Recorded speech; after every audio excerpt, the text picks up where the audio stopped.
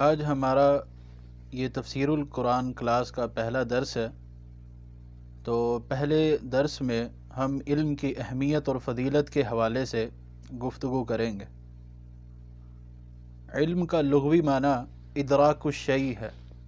یعنی کسی چیز کی معرفت حاصل کرنا، کسی چیز کو جاننا اور پہچاننا، اور شرعی اصطلاح میں اس سے مراد قرآن و سنت کے علم کی معرفت حاصل کرنا، قرآن و سنت کی معرفت حاصل کرنا، قرآن و سنت کے علم کا حصول ہے۔ علم کی اہمیت کے حوالے سے قرآن پاک میں کئی آیات وارد ہوئی ہیں،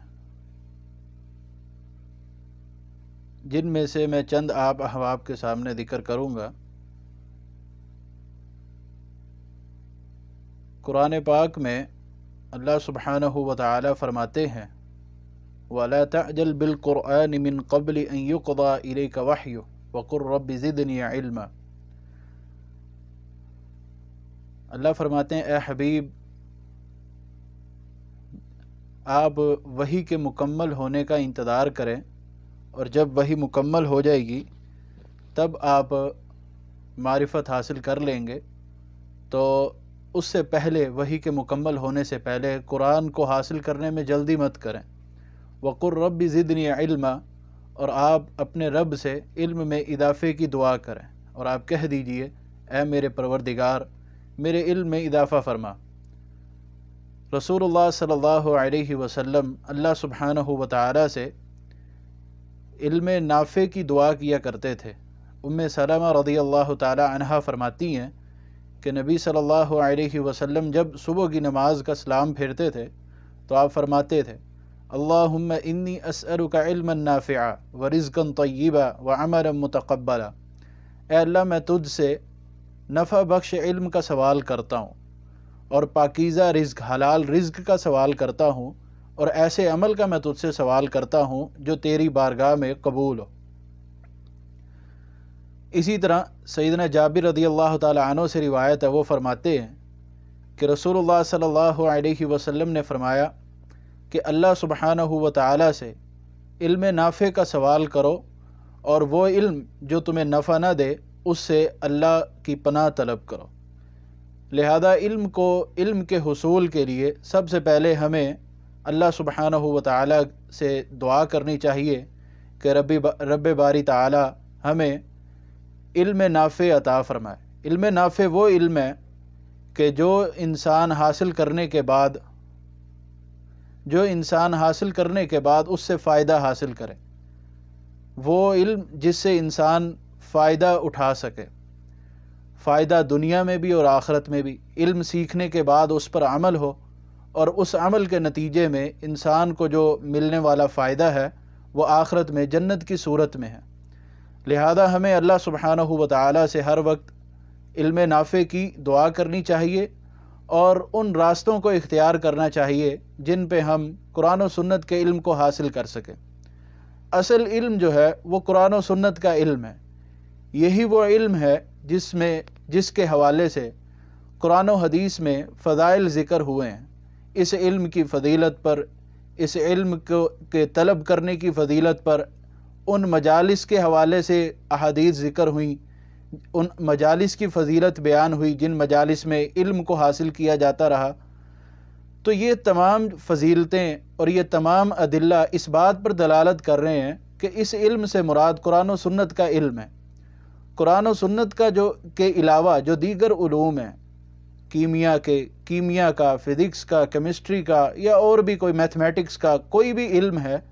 اس کو ہم فن کہیں گے۔ یعنی یہ ان علوم کو حاصل کرنے کے بعد انسان اپنے لیے کسب معاش حاصل کرتا ہے۔ اس انسان روزی کمانے کا ذریعہ وہ ان علوم کو حاصل کرنے کے ذریعے حاصل کرتا ہے۔ لہذا یہ جو تمام علوم ہیں ان کو ہم علم فنون کہیں گے، اور اصل جو علم ہے وہ قرآن و سنت کا علم ہے۔ اللہ سبحانہ و تعالیٰ کے جو انبیاء تھے وہ بھی یہ علم طلب کرنے کی جستجو کیا کرتے تھے۔ موسیٰ علیہ السلام کے حوالے سے قرآن پاک میں ایک لمبا واقعہ ذکر ہے سورہ کہف میں، کہ جب ان کو پتہ چلا کہ ایک شخص جو مجھ سے بھی بڑا عالم ہے، جس کا نام خضر ہے، مفسرین نے ان کا نام خضر ذکر کیا کہ جن کا نام خضر ہے انہوں نے ان کی تلاش کی اور ان کو تلاش کر کے ان سے یہ کہا کہ مجھے یہ پتہ چلا ہے کہ آپ کے پاس اللہ کی طرف سے علم جو ہے میں اس کو وہ حاصل کرنا چاہتا ہوں۔ فرمایا هل اتبعک علی ان تعلمنی مما علمت رشدا۔ موسیٰ علیہ السلام نے خضر کو کہا کہ کیا میں آپ کے پیچھے چلوں اس بات پر کہ آپ مجھے وہ بھلائی والا، وہ رشد والا علم سکھائیں گے جو اللہ سبحانہ و تعالیٰ نے آپ کو سکھایا ہے۔ اسی طرح اللہ سبحانہ و تعالیٰ موسیٰ علیہ السلام کے متعلق فرماتے ہیں وَلَمَّا بَلَغَ أَشُدَّهُ وَاسْتَوَىٰ آتَيْنَاهُ حُكْمًا وَعِلْمًا۔ جب موسیٰ علیہ السلام اپنی بلوغت کی عمر کو پہنچے اور توانا ہو گئے، صحت مند ہو گئے اور اس قابل ہو گئے کہ وہ علم کو حاصل کر سکتے تھے، تو اللہ فرماتے ہیں آتَيْنَاهُ حُكْمًا وَعِلْمًا، ہم نے ان کو حکمت اور علم عطا کیا۔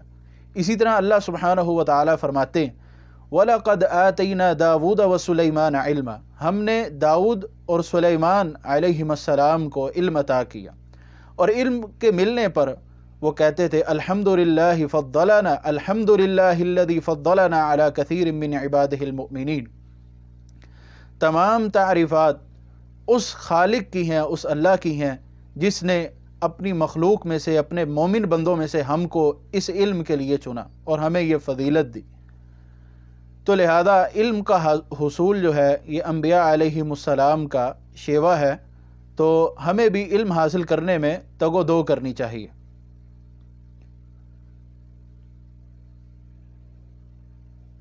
قرآن پاک میں اللہ سبحانہ و تعالی نے بڑی بڑی مثالیں بیان کی ہیں توحید کو سمجھنے کے لیے، اسی طرح الوہیت کو، وحدانیت کو اور رب باری تعالیٰ کی ربوبیت کو سمجھنے کے لیے بہت مثالیں بیان کی۔ اللہ تبارک و تعالیٰ نے کائنات کے نظام کو چلانے کے حوالے سے بڑی مثالیں ذکر کی ہیں۔ سورہ عنکبوت میں اسی طرح اللہ سبحانہ و تعالیٰ نے ایک مثال ذکر کی، وہ مثال ایک مکڑی کے گھر کی ہے، اور وہ مثال اس حوالے سے اللہ فرماتے ہیں مثل الذین اتخذوا من دون اللہ اولیاء کمثل العنکبوت، جو اللہ کو چھوڑ کر کسی اور کو مددگار بناتے ہیں، دوست بناتے ہیں، ان کی مثال مکڑی کے گھر کی طرح ہے کہ ان اوہن البیوت لبیت العنکبوت، کہ مکڑی کا جو گھر ہے، جو ایک جالا ہے، جو کہ بڑا ہی کمزور ترین گھر ہے، گھروں میں سے سب سے کمزور ترین گھر جو ہے وہ مکڑی کا ہے۔ جو لوگ اللہ کو چھوڑ کر کسی اور کو اپنا مددگار بناتے ہیں تو وہ جو ہے حقیقت کے اندر ایک بڑا ہی بیکار اور رائے گاہ کام کر رہے ہیں۔ یہ بات ذکر کرنے کے بعد اللہ سبحانہ و تعالیٰ فرماتے ہیں وَتِلْكَ الْأَمْثَالُ نَضْرِبُهَا لِلنَّاسِ وَمَا يَعْقِلُهَا إِلَّا الْعَالِمُونَ۔ یہ مثالیں جو ہیں یہ ہم لوگوں کے لیے ذکر کرتے، یہ لوگوں کو ہم یہ مثالیں کھول کھول کر بیان کرتے ہیں، اور ان مثالوں کو سمجھتے صرف اور صرف عقل والے ہی ہیں، جن کے پاس عقل ہے، فہم ہے۔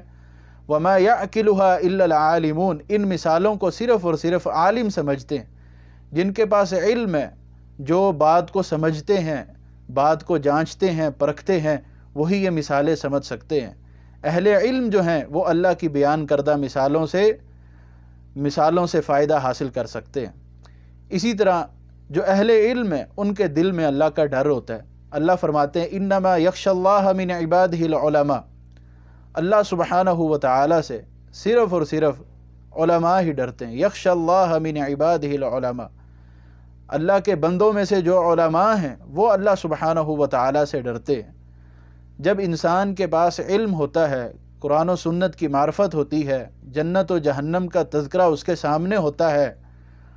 گناہ، سزا اور پھر گناہ کے جزا میں ملنے والا عذاب،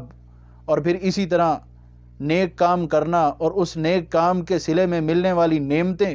جب یہ انسان کے دل میں ہوتی ہیں، انسان کے ذہن میں ہوتی ہیں، انسان کے علم میں ہوتی ہیں، تو پھر انسان اللہ سے ڈرتا ہے، اللہ سے خوف کھاتا ہے۔ وہ کسی بھی کام کو کرنے سے پہلے یہ سوچتا ہے کہ اس کام کا نقصان کیا ہے اور اس کام کا فائدہ کیا ہے، کیونکہ اس کے سامنے قرآن و سنت کے ادلہ ہوتے ہیں، دلائل ہوتے ہیں، وہ ان کو پرکھتا ہے اور اس کی روشنی میں اپنی زندگی کے شب و روز اور لیل و نہار کو گزارتا ہے۔ لہذا علم ہی کے ذریعے ہی انسان کے دل میں اللہ کا خوف پیدا ہوتا ہے۔ وَأَمَّا مَنْ خَافَ مَقَامَ رَبِّهِ وَنَهَى النَّفْسَ عَنِ الْهَوَى فَإِنَّ الْجَنَّةَ هِيَ الْمَأْوَى، جو شخص اللہ سبحانہ و تعالیٰ کے سامنے کھڑے ہونے سے ڈر گیا اور اس نے اپنے نفس کو خواہشات سے روک دیا، فَإِنَّ الْجَنَّةَ هِيَ الْمَأْوَى، تو اللہ سبحانہ و تعالیٰ نے اس کے لیے جنت اس کا گھر بنایا ہے۔ اور اسی طرح جو شخص، ایک وہ آدمی ہے جس کے پاس علم ہے اور دوسرا وہ ہے جس کے پاس علم نہیں، بالکل کورا جاہل ہے، تو یہ دونوں برابر نہیں ہو سکتے۔ هل يستوي الذين يعلمون والذين لا يعلمون، کیا وہ لوگ جو جانتے ہیں، جن کے پاس علم ہے، اور وہ لوگ جن کے پاس علم نہیں، کیا وہ برابر ہو سکتے ہیں؟ انما يتذکر اولو الالباب، یہ اللہ سبحانہ و تعالیٰ کی طرف سے جو نصیحتیں ہیں وہ صرف عقل والے ہی سمجھتے ہیں۔ اللہ سبحانہ و تعالیٰ نے انبیاء کو بھیجا تو ان کے 3 مقاصد تھے جن کا ذکر سورہ جمعہ میں اور دیگر صورتوں میں اللہ سبحانہ و تعالیٰ ذکر کرتے ہیں۔ فرمایا هو الذی بعث فی الامیین رسولا منہم، اللہ وہ ذات ہے کہ جس نے ان پڑھوں کے اندر ایک رسول کو بھیجا جو رسول انہی میں سے تھا، یتلو علیہم آیاتہ ویزکیہم، وہ رسول ان پر اللہ سبحانہ و تعالیٰ کی آیات کی تلاوت کرتا تھا، ویزکیہم،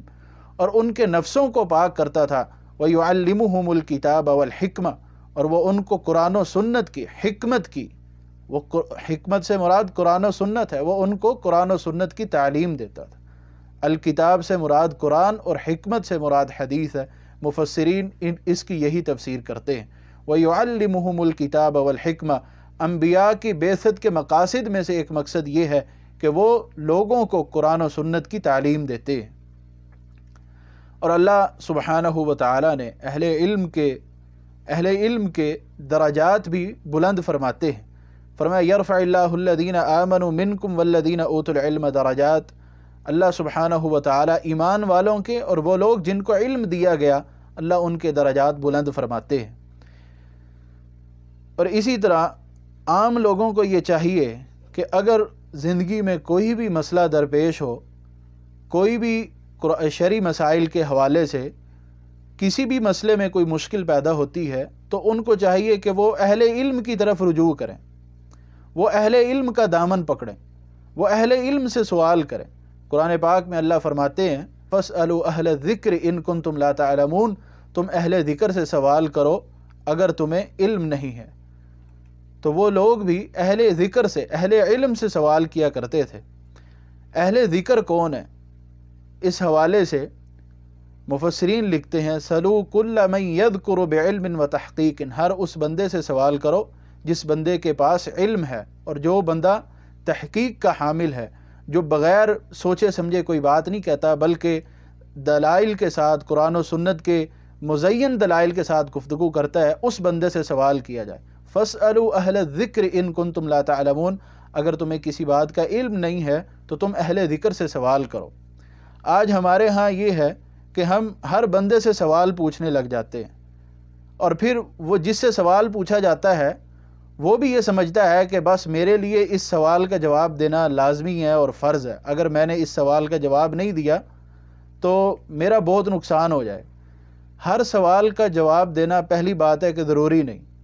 دوسرا یہ کہ اگر انسان سے کوئی سوال کیا جاتا ہے تو پھر جواب بھی اسی سوال کا دیا جائے جو انسان کو آتا ہے۔ قیامت کے قریب یہ ایک بہت بڑا فتنہ ہوگا کہ لوگ جاہلوں سے سوال کریں گے اور پھر ان سے سوال کیا جائے گا، علم تو ان کے پاس ہوگا نہیں، تو وہ اپنی مرضی سے اس کا جواب دیں گے، خود بھی گمراہ ہوں گے اور لوگوں کو بھی گمراہ کریں گے۔ اس حوالے سے رسول اللہ صلی اللہ علیہ وسلم نے فرمایا ان اللہ لا يقبض العلم انتزاعا ينتزعه من العباد،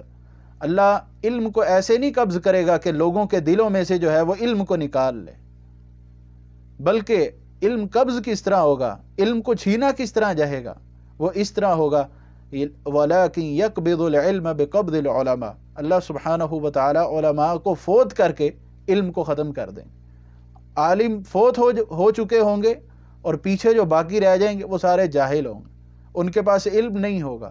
حتی اذا لم یبق عالما اتخذ الناس رؤوسا جہالا، جب کوئی بھی عالم باقی نہیں رہے گا تو لوگ جو ہے اپنا سردار جاہلوں کو بنا لیں گے، پھر ان جاہلوں سے سوال کیا جائے گا، فَأَفْتَوْا بِغَيْرِ عِلْمٍ فَضَلُّوا وَأَضَلُّوا، پھر وہ جاہل جو ہیں وہ فتویٰ دیں گے، بغیر علم کے فتویٰ دیں گے، وہ خود بھی گمراہ ہوں گے اور لوگوں کو بھی گمراہ کریں گے۔ اور یہ حدیث صحیح بخاری کے اندر۔ لہذا سب سے پہلے ہمیں یہ کوشش کرنی ہے کہ اگر ہمارے پاس کوئی سوال ہے تو ہم اس سوال کے جواب کو علماء سے اس کا جواب طلب کریں، اس بندے سے جواب طلب کیا جائے جو اس کے اندر، اس علم کے اندر ماہر ہے۔ ہر بندے سے سوال کرنا یہ ضروری نہیں۔ آپ پہلے سمجھیں کہ آیا کہ میں اس بندے سے یہ سوال کرنے جا رہا ہوں، کیا وہ میرے اس سوال کا جواب دے بھی سکتا ہے کہ نہیں دے سکتا۔ تو دوسری بات، جس بندے سے سوال کیا جا رہا ہے اگر وہ اس سوال کے متعلق اس کو علم نہیں ہے تو اس کو معذرت کر لینی چاہیے۔ وہ اس سوال کا جواب دینا اس کے لیے ضروری نہیں ہے۔ کہیں بھی کسی بھی حدیث میں یہ ذکر نہیں ہوا کہ کسی بھی بندے سے کوئی سوال کیا جائے تو اس کے اوپر لازمی ہے کہ وہ جواب دے، اگرچہ اس کو آتا ہو یا نہ آتا ہو۔ اگر کوئی شخص ایسے ہی بغیر کسی سوچ کے، بغیر کسی فکر کے اور بغیر کسی بیک اپ میں کسی مضبوطی کے کسی سوال کا جواب دے گا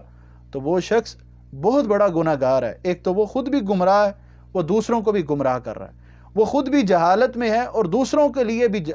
پر بھی جہالت کو مسلط کر رہا ہے۔ لہذا ہمیں یہ چاہیے کہ ہم ہر سوال کا جواب دینے سے بچیں، اور دوسرا یہ کہ ہم سوال اہل علم سے کریں۔ ہر کسی سے جو یہ کہ ہم دیکھیں کہ بھائی اس کو دو چار باتیں آتی ہیں تو اس کو جانا اس سوال کا جواب بھی پتہ ہوگا، نہیں، ایسے نہ کریں، بلکہ اہل علم کو تلاش کیا جائے، مفتیان کرام کو تلاش کیا جائے، اپنے مسائل جو ہیں ان کے سامنے ذکر کیا جائے۔ فَاسْأَلُوا أَهْلَ الذِّكْرِ إِن كُنتُمْ لَا تَعْلَمُونَ۔ علم کی فضیلت کے حوالے سے چند احادیث ہیں، اب وہ آپ کے سامنے ذکر کرتا ہوں۔ رسول اللہ صلی اللہ علیہ وسلم نے فرمایا، ابو امامہ باہلی رضی اللہ تعالیٰ عنہ اس حدیث کے راوی ہیں، فرماتے ہیں کہ رسول اللہ نے دو بندوں کا ذکر کیا، ان میں سے ایک عابد تھا اور دوسرا عالم تھا۔ تو آپ صلی اللہ علیہ وسلم نے فرمایا، فضل العالم علی العابد کفضلی علی ادناکم۔ ایک عالم کی فضیلت عابد پر اس طرح ہے کہ جس طرح میں تم میں ہوں، جس طرح میں تم میں سے سب سے افضل ہوں، اسی طرح ایک عالم جو ہے وہ تمام لوگوں میں سب سے بہترین اور سب سے افضل بندہ ہے۔ رسول اللہ صلی اللہ علیہ وسلم نے پھر فرمایا، ان اللہ وملائکتہ واہل السماوات والارضین حتی النملۃ فی جحرہا، یقیناً اللہ سبحانہ وتعالی اور فرشتے اور آسمان والے اور زمین والے، اللہ کی جو مخلوق آسمان میں ہے اور جو مخلوق زمین میں ہے، حتی النملۃ فی جحرہا، حتیٰ کہ ایک چیونٹی جو کہ اپنے بل میں ہے، وحتی الحوت، حتیٰ کہ وہ مچھلی جو سمندر میں تیرتی ہے، یہ تمام کے تمام علم حاصل کرنے والوں کے لیے، لوگوں کو خیر سکھانے والوں کے لیے رحمت اور برکتوں کی دعائیں کرتے ہیں۔ اسی طرح امام ترمذی رحمہ اللہ حسن بصری کی ایک روایت لائے ہیں، وہ ربنا آتنا فی الدنیا حسنہ وفی الآخرۃ حسنہ کی تفسیر بیان کرتے ہوئے کہتے تھے، ربنا آتنا فی الدنیا حسنہ، اے ہمارے پروردگار ہمیں دنیا میں بھی اچھائی عطا فرما، وفی الآخرۃ حسنہ، اور آخرت میں بھی اچھائی عطا فرما۔ فی الدنیا حسنہ، دنیا میں اچھائی کا مطلب وہ بیان کرتے تھے، فی الدنیا العلم والعبادہ،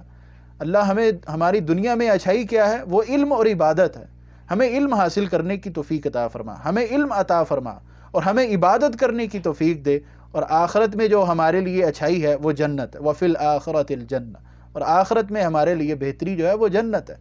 آخرت میں ہمیں جنت الفردوس کا داخلہ نصیب فرما۔ اسی طرح سیدنا ابو ہریرہ رضی اللہ تعالی عنہ فرماتے ہیں کہ رسول اللہ صلی اللہ علیہ وسلم نے فرمایا، من یرد اللہ بہ خیرا یفقہہ فی الدین، جس بندے کے ساتھ اللہ سبحانہ وتعالی خیر خواہی کا ارادہ کرتے ہیں، رب ذوالجلال اسے دین کی سمجھ عطا فرما دیتے ہیں۔ اور اسی طرح اللہ فرماتے ہیں، ومن یرد اللہ ان یشرح صدرہ للاسلام ومن یرد ان یضلہ یجعل صدرہ ضیقا حرجا کانما یصعد فی السماء، جس بندے کے لیے اللہ یہ ارادہ کریں کہ اسے ہدایت دیں، فمن یرد اللہ ان یہدی، جس کو اللہ ہدایت دینے کا ارادہ کرتے ہیں، اللہ سبحانہ وتعالی اس بندے کا سینہ اسلام کے لیے کھول دیتے،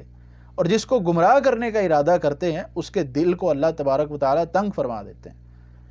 اب یہاں ایک سوال یہ ہے، ہم یہ کہیں کہ جب اللہ نے ہمارے لیے خیر کا ارادہ ہی نہیں کیا تو ہم خیر کیسے کر سکتے؟ جب اللہ نے ہمارے لیے ہمارے نصیب میں ہدایت ہی نہیں رکھی تو ہم ہدایت کو کیسے پا سکتے ہیں؟ جب ہمارے لیے قرآن و سنت کے علم کو اللہ نے رکھا ہی نہیں ہے تو ہم یہ حاصل کیسے کر سکتے ہیں؟ تو ان تمام باتوں کا جواب یہی ہے، وہ بھی قرآن پاک ہی دیتا ہے،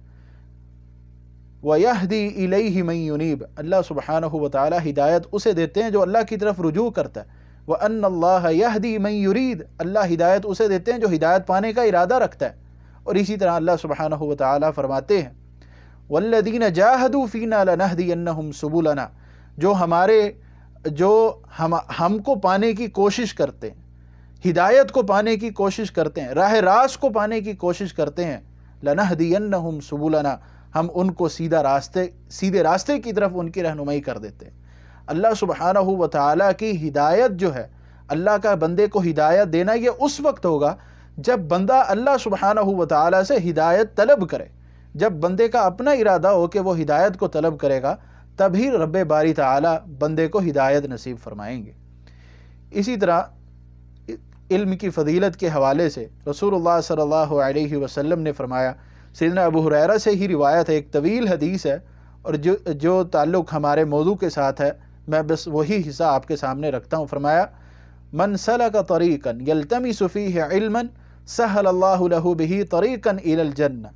جو شخص کسی ایسے راستے پر چلتا ہے جس پہ چل کے وہ علم کو حاصل کرتا ہے، اللہ سبحانہ و تعالیٰ اس بندے کے لیے جنت میں جانے والا راستہ آسان فرما دیتے ہیں۔ اور اس کے بعد رسول اللہ صلی اللہ علیہ وسلم نے فرمایا مجتمع قوم فی بیت من بیوت اللہ، کوئی بھی قوم اللہ کے گھروں میں سے کسی بھی گھر میں جمع ہو، یتلون کتاب اللہ ویتدارسونہ بینہم الا نزلت علیہم السکینہ وغشیتہم الرحمہ وحفتہم الملائکہ وذکرہم اللہ فی من عندہ۔ ایک قوم اللہ کے گھروں میں سے کسی بھی گھر میں جمع ہوتی ہے، وہ اللہ کی کتاب کی تلاوت کرتی ہے اور ایک دوسرے کو سیکھتی اور سکھاتی ہے۔ اب جن کا یہ کام ہے قرآن و سنت کی تعلیم کو حاصل کرنا، قرآن کو سمجھنا، قرآن کو سیکھنا، الا نزلت علیہم السکینہ، پہلی بات کہ ان پر اللہ کی طرف سے سکینت اترتی ہے، سکون اترتا ہے، وغشیتہم الرحمہ، اللہ کی رحمت ان کو ڈھانپ لیتی ہے، وحفتہم الملائکہ، اللہ کے فرشتے ان کو گھیر لیتے ہیں، وذکرہم اللہ فی من عندہ، اور اللہ سبحانہ و تعالیٰ ان لوگوں کا ذکر ان کے پاس کرتے ہیں جو مخلوق اللہ کے پاس، یعنی ایسے لوگوں کا تذکرہ اللہ اپنے مقرب ترین فرشتوں میں کرتے ہیں جو اللہ کے قرآن کو سیکھنے کی کوشش کرتے ہیں۔ لہذا ہمیں اس فضیلت سے محروم نہیں ہونا چاہیے۔ اسی طرح سیدنا ابو ہریرہ فرماتے ہیں، جامع ترمذی کی روایت ہے کہ میں نے رسول اللہ صلی اللہ علیہ وسلم کو فرماتے ہوئے سنا، الا ان الدنیا ملعونۃ وملعون ما فیہا، خبردار توجہ سے سنو اس بات کو کہ یہ جو دنیا ہے اس پر لعنت کی گئی ہے، اور جو کچھ اس دنیا کے اندر ہے اس پر بھی لعنت کی گئی ہے۔ دنیا بھی ملعون ہے، اس دنیا میں جو کچھ ہے وہ بھی ملعون ہے، لیکن اللہ کا ذکر، ایک عالم اور تیسرا متعلم، یہ جو تین چیزیں ہیں، ایک اللہ کا ذکر ہے اور عالم اور متعلم ہے، ان پر کوئی لعنت نہیں، یہ رحمت والے ہیں، ان پر اللہ کی رحمتیں اترتی ہیں، یہ خیر و برکت کے راستے پر ہیں۔ لہذا ہمیں یہ چاہیے کہ ہم اپنے آپ کو اس فضیلت سے محروم مت کریں۔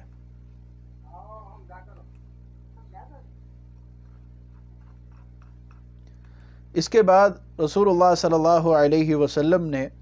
کہ رسول اللہ صلی اللہ علیہ وسلم کے صحابہ کرام بھی ان لوگوں کو جو علم کی تگ و دو کیا کرتے تھے، علم حاصل کرنے کی کوشش کیا کرتے تھے، ان کو آپ کی احادیث سنایا کرتے تھے علم کی فضیلت پر۔ جو لوگ علم کو حاصل کرنے کے لیے آیا کرتے تھے، صحابہ کرام ان لوگوں کو علم کی فضیلت پر احادیث سنایا کرتے تھے، وہ احادیث جو انہوں نے رسول اللہ صلی اللہ علیہ وسلم کی زبان سے سنی۔ کثیر بن قیس فرماتے ہیں کہ میں ابو درداء رضی اللہ تعالی عنہ کے پاس دمشق کی ایک مسجد میں بیٹھا ہوا تھا، ایک شخص ان کے پاس آیا اور آ کر کہنے لگا، اے ابو درداء، میں آپ کے پاس رسول اللہ صلی اللہ علیہ وسلم کے شہر مدینہ منورہ سے آیا ہوں، مجھے یہ پتہ چلا ہے کہ آپ رسول اللہ صلی اللہ علیہ وسلم سے ایک حدیث بیان کرتے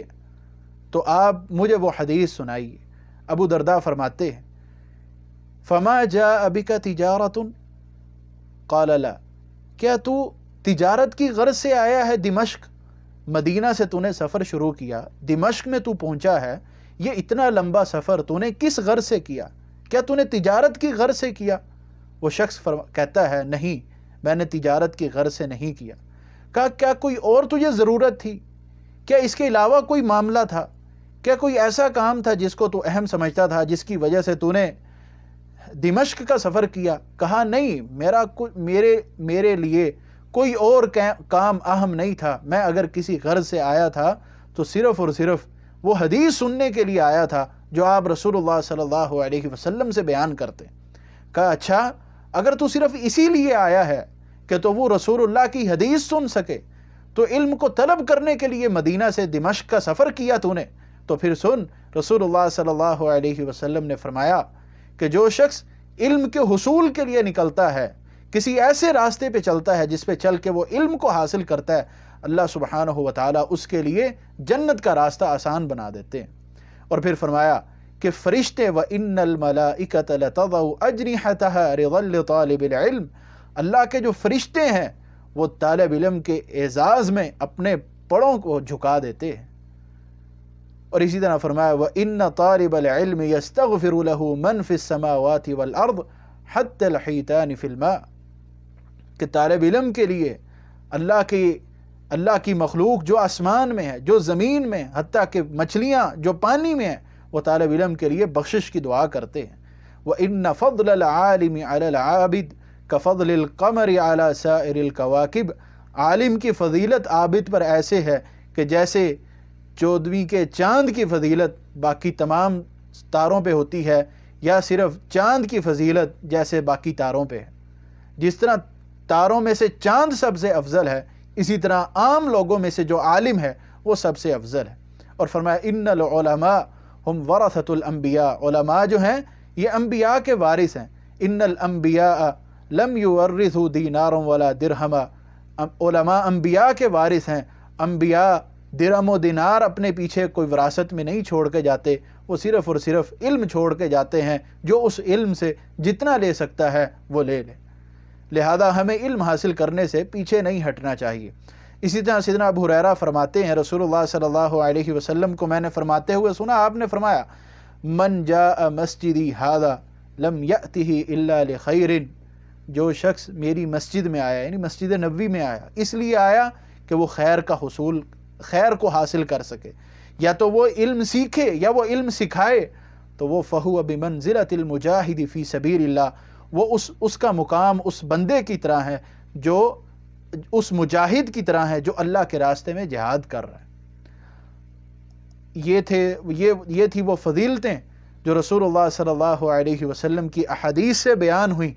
قرآن پاک کی آیات کو اور ان فضیلتوں کو مد نظر رکھتے ہوئے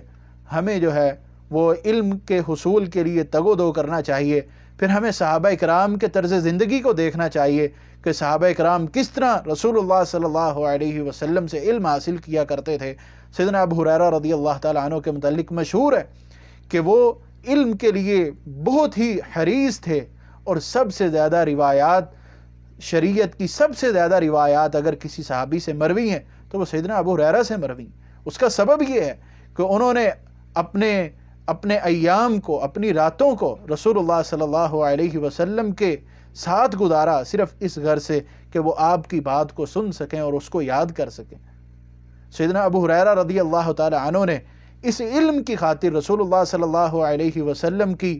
بات کو یاد کرنے کی خاطر کئی مشقتوں کو بھی برداشت کیا، تکلیفوں کو بھی برداشت کیا، بھوک کو بھی برداشت کیا۔ آج ہمارے پاس سب کچھ ہے، سب کچھ ہمارے پاس موجود ہے، پیسہ بھی موجود ہے، کھانے کے لیے ہمیں کوئی کمی نہیں، ہم کسی دن بھوکے نہیں سوئے، ہمارے پاس آٹے کی کمی نہیں، ہمارے پاس ہمارے کسی بھی قوت کی کمی نہیں، ہر چیز ہمارے پاس موجود ہے۔ لیکن اب ہمیں یہ فکر کرنی چاہیے کہ ہم اپنی زندگی کو سنوار سکیں، ہم اپنی زندگی کو بہتر کر سکیں، ہم دنیا میں علم حاصل کر کے اس قرآن و سنت کے علم کے مطابق اپنی زندگی کو بہتر بنائیں اور دنیا میں بھی فائدہ حاصل کریں اور اللہ سبحانہ و تعالیٰ کی جنت میں بھی فائدہ حاصل کریں۔ عبد الرحمن بن ابی حاتم رحمہ اللہ فرماتے ہیں کہ ہم مصر میں 7 ماہ رہے، ہم نے 7 ماہ میں ہانڈی نہیں پکائی تھی۔ کہا کہ ایک مرتبہ ایسا ہوا کہ ہم ایک شیخ کی مجلس میں جا رہے تھے، جب ہم وہاں گئے تو وہ شیخ موجود نہیں تھے، تو ہم واپس آئے تو راستے میں ہم نے دیکھا کہ ایک مچھلی ہے جو ہمیں بڑی ہی خوبصورت لگی، تو ہم نے اس کو خریدا کہ ہم اس کو پکائیں گے اور کھائیں گے۔ کہا کہ ہم وہ مچھلی لے کے جیسے ہی گھر پہنچے تو کسی اور شیخ کے پاس مجلس کا وقت ہوا، درس کا وقت ہوا، تو ہم نے اس مچھلی کو چھوڑا اور ہم اس شیخ کی مجلس میں شریک ہوئے۔ اب مچھلی کو پڑے ہوئے 3 دن گزر گئے اور 3 دن ہم اسی کام میں رہے کہ ہم علم حاصل کریں۔ ایک شیخ کی مجلس ختم ہوتی، دوسرے شیخ کی مجلس میں بیٹھتے، ایک شیخ سے کچھ سیکھا، پھر دوسرے شیخ سے سیکھتے۔ ہمارا سارا وقت اسی کام میں گزرتا تھا کہ ہم علم کی تگ و دو میں مشغول تھے، ہم علم کو حاصل کرتے تھے، ہم نے اپنے وقت کو علم کو حصول کے لیے وقف کر دیا تھا۔ کہا کہ 3 دن گزرے، حتیٰ کہ مچھلی کی حالت یہ ہو گئی کہ اب وہ خراب ہونے والی تھی، تو اب ہمارے پاس اتنا وقت بھی نہیں تھا کہ ہم اس کو پکائیں، تو ہم نے اس مچھلی کو کچا ہی کھا لیا۔ یہ علماء تھے جن کا مقصد کھانا نہیں تھا، جن کا مقصد صرف اور صرف علم کا حصول تھا۔ علم کے حصول کے لیے انہوں نے مشقتیں برداشت کی۔ اسی طرح امام بخاری رحمہ اللہ علم کے لیے بڑی محنت کیا کرتے تھے۔ ان کے حوالے سے آتا ہے کہ جب وہ رات کو سوتے تھے تو وہ رات میں کم از کم اپنی نیند سے 20 مرتبہ اٹھا کرتے تھے، اور مقصد کیا ہوتا تھا کہ ان کے ذہن میں کوئی فائدہ آتا تھا، کوئی علم کی بات آتی تھی، وہ اس کو لکھ لیا کرتے تھے۔ امام احمد بن حنبل فرماتے ہیں کہ شعبہ جو ہے، امام شعبہ رحمہ اللہ اپنے استاد حکم بن عتیبہ کے پاس 18 مہینے رہے اور ان کے پاس حدیث کا علم حاصل کیا کرتے تھے، اور اس کے اور کوئی اور کام کاج کچھ نہیں تھا، حتیٰ کہ وہ یہ کیفیت آ گئی کہ انہوں نے اپنے گھر کا کچھ حصہ بیچا تاکہ وہ اپنے لیے کچھ گزر بسر کر سکے۔ اسی طرح اور بھی علماء اور ان کے واقعات ہمارے سامنے ہیں کہ جو علم کی حاصل میں تگ و دو کیا کرتے تھے، محنت کیا کرتے تھے۔ اور اسی طرح ایک مشہور قول ہے کہ علم جو ہے وہ جسم کی راحت کے ساتھ نہیں آ سکتا۔ ہمیں یہ کوشش کرنی چاہیے کہ جو فضائل علم کے بیان ہوئے ہیں، ہم ان فضائل کا حصول، ان فضائل کو حاصل کریں اور علم کو حاصل کرنے میں تگ و دو کریں، اور جو پریشانیاں ہمیں علم حاصل کرنے میں آتی ہیں ہم ان کو برداشت کریں۔ بعض اوقات کسی بھی قسم کی پریشانی ہے، اس پریشانی کو ہمیں برداشت کرنا چاہیے، اور ہمیں اللہ کی رضا کے لیے، اللہ کی خوشنودی کے لیے علم کو حاصل کرنا چاہیے۔ اللہ سے دعا ہے کہ اللہ میرا اور آپ کا حامی و ناصر ہو۔ اگلی مجلس میں ہم اللہ کی توفیق سے سورۃ النور کا آغاز کریں گے۔ پہلی مجلس میں علم کی اہمیت کے حوالے سے کچھ باتیں کی ہیں۔ اللہ مجھے اور آپ کو یہ سمجھنے کی توفیق عطا فرمائے۔